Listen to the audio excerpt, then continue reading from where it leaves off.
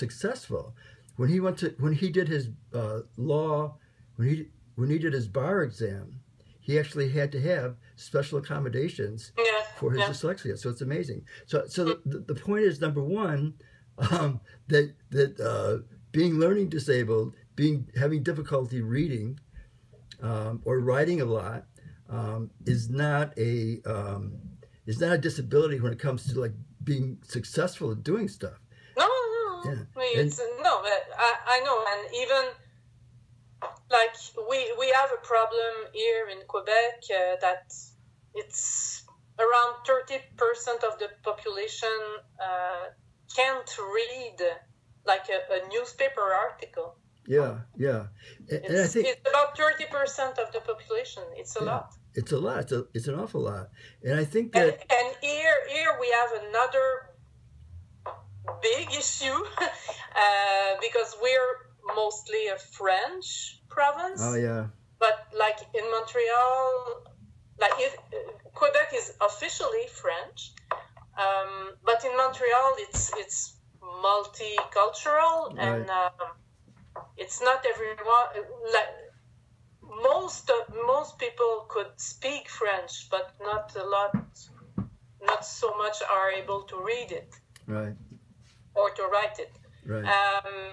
And like no way that we will just switch to English, because it's a political issue here. Like, yeah, definitely. I'm doing this McGill program. Okay, it's in English. Okay, it's McGill.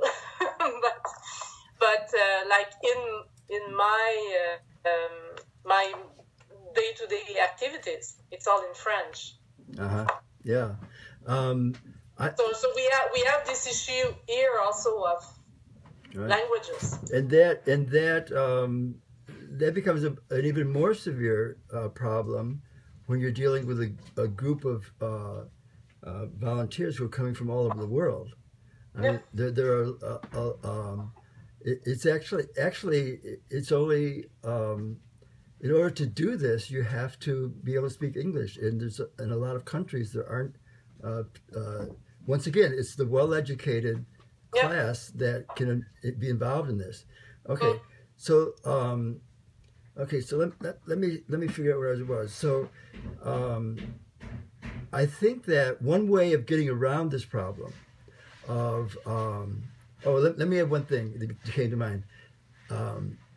They have, my son uses voice to text translation. When I remember when those first came out, and they were terrible. And now they're amazing. They're absolutely amazing what they could do. In English. Yes, in English, and they're getting better in other languages too. Yeah, but because in French it's still awful. Yeah, I can like believe that. Sometimes I get like phone calls that are coming from a text message, and the voice was reading the text message in French. It's impossible to understand. It's like, I know. I see that, and it's not just voice to text. It's also translation, because when I am in communication with somebody from Thailand, or for example, the translations are just amazingly bad and quite often scatological. I mean, sure. So, okay, so, but they have translation apps where you can be next to each other, speaking to them in your language, and it's instantaneously translating into their language, and that is. And that will get better and better over time. Right now, I'm sure it's not good, but it'll get better and better over time. So, but well, let's try to, because I don't have that much time. It's like, let's say 5 o'clock is my limit. Okay. So I can write.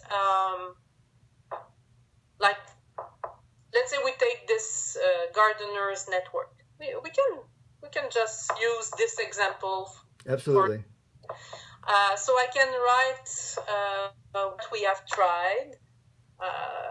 What has failed and where we are at now. And it's interesting because on Tuesday I have a meeting with 2 people potentially interested. So, you know, it's a real ongoing project.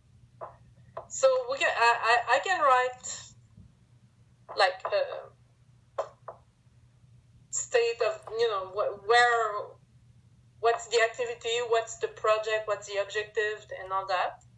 And we can start with it, but still we know the main question is how to keep people involved and happy and contributing, and, you know. Yeah, absolutely. Yeah. I think that's our main question. Okay. As we do this, let's you know, the innovation that I have in mind is to begin to communicate by videos instead of by posts and texts and stuff. So why don't you, when you have that meeting, record it? And then you have like an iPhone or something? No. No, I'm on my iPad. Okay, you can do it with an iPad. Do it with the iPad. Okay. You can record a video on your iPad, right? I don't know. I'll check. Okay, I'm sure you'll figure out how to do it. Or maybe somebody who's coming can use their iPhone or their whatever they have. It's become very easy since YouTube because so many people. But even if I record, it will all be in French, you know. Okay. No, that's a problem. Yeah, that's it. I don't know what to do about that yet. Okay, so why don't you do it anyways? And maybe, I know. Maybe we can find someone to take the video and add subtitles. Maybe we can find some way of doing that. That's too long. It will take, like, our meeting will be more than an hour. But, so it's a long job. Maybe we can recruit the GROOC staff to do something like that. They say they want to help, so let's ask them at least. They say, but you know what I think it is? I think that there are a lot of teams.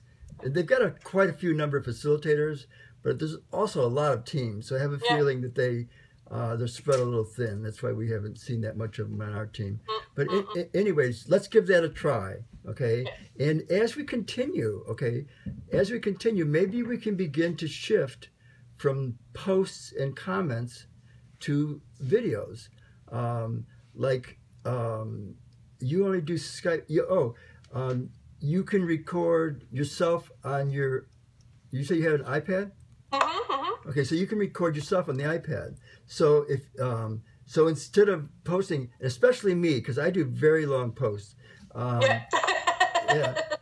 Instead of making posts and comments, this would also be a way of getting away from the Twitter culture of just saying anything that pops into your mind. Okay, in order to say something on a video, you've got to make sure that it's worth the time and effort. That the content is worth the time and effort of communicating it. So I want to keep on working on this idea, but right now the basic idea is to switch from text to videos as a way of communicating, and we can start that with our team and see how it goes. Yeah, I'm really not sure for my Tuesday meeting, because people are really shy to be recorded. Yeah. But what I can do is to synthesize what happened and just film myself, like a video of myself speaking. Excellent. That would be great. That would probably even be better. Yeah. Yeah. Okay. I'm writing. That's fine. Hey, do you know what time it is? Can you bring that clock in for me? Can you bring that clock in for me? I think it's 4:30.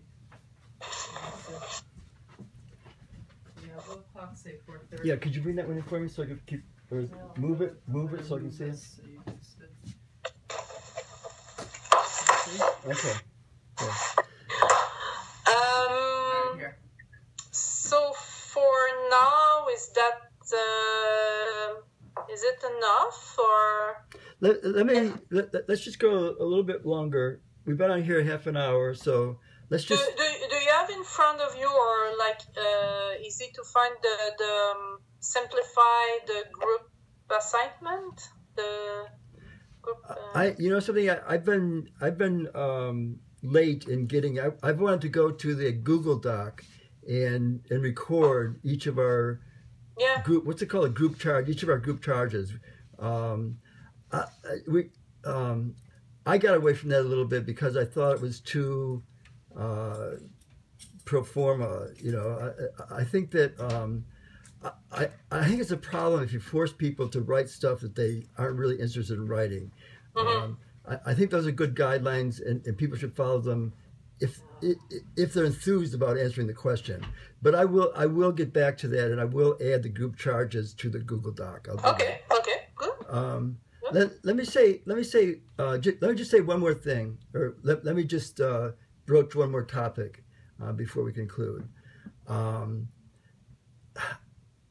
In one of the some of the group material, there was the idea that actually it was a conference call that they had a few days ago. There was the idea that a model, when a model is developed, okay. One specific model is not going to be applicable to different locations. So what you do is start out with a general model and then modify it. I think that one way of approaching creating a prototype for a project is to start with a very short, very broad and general model of how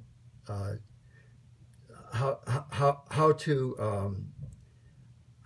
have a social good organization, and how to create and accomplish a social good project. Okay, so there's I think that it might be helpful to start with a very broad general picture of that, and then begin to work towards a more and more specific, detailed plan until you get to the point where, like for example, with transition towns, we can go to the transition network and get a general model for how any town can transform itself into an energy efficient town, or I forget all the different. I know they've gotten into food, they've gotten into the economy, they've gotten into all kinds of stuff. Yeah. But the idea is to have a model that any town, or even any urban or rural setting, any place, could bring to this transition concept, okay, and then work it down into more detail. Well, how would you do it for an urban setting? How would you do it for a suburban setting, a rural setting? And then work down to the point till you get to like your project, okay. And I think this prototype, this model of how we're going to do this, I think eventually we want to get to the point where we're saying, okay, next week, this person has to do this person has to do this person has to do this. Have it that detailed as to what each person has to do in order to make this happen. So that's my idea. Let's try. Okay.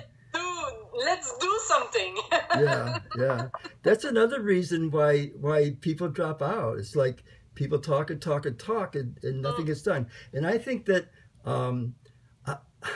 my test of whether any of this is working, and I know you've had on the ground success. I know you've, through your projects, have actually taken food to serve people who would otherwise go hungry. Okay, that's a big thing, and that's really what all of this is about. Yep. And if you have all of this organizing and websites, and there's tons and tons and tons of stuff out there, massive amounts of money that's been put into it, massive amount of creative energy and time.